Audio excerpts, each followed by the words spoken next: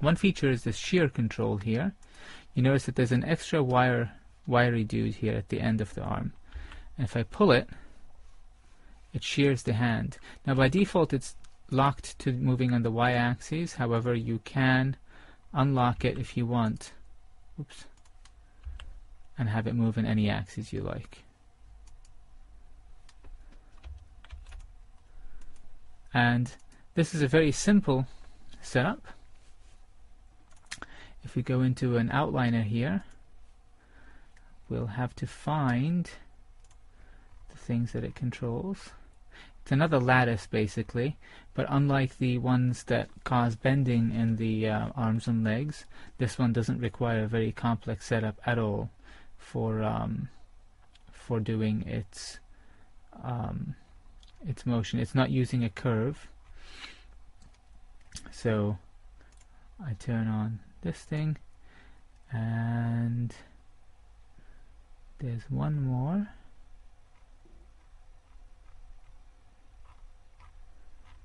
Which is, I think it's this one. Yeah. Okay, so you can see that basically we have a lattice. It's parented to the hand geobone, so it rotates with it, like so. And it has a hook, and let's go into a buttons window so you can see all this stuff.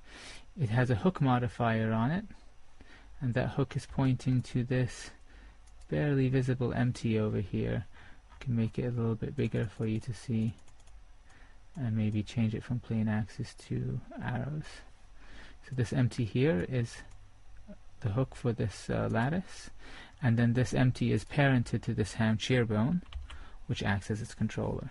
So it's a very simple setup. And then on the mesh, there is a modifier for this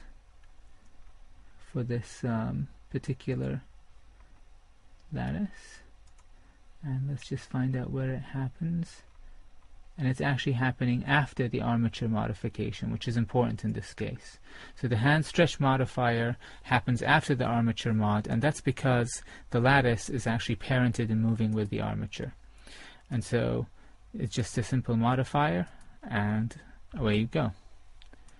And that particular control can be used if you're doing a very fast motion with Mancandy, where he's pulling his arms behind him or dragging his hands across something, and you want the hand to sort of stretch to do like this kind of deformation motion blur, if you will, and have the character sort of all gooey and fast, which is a very common effect you see in 2D animation, but also in some stylized 3D animation.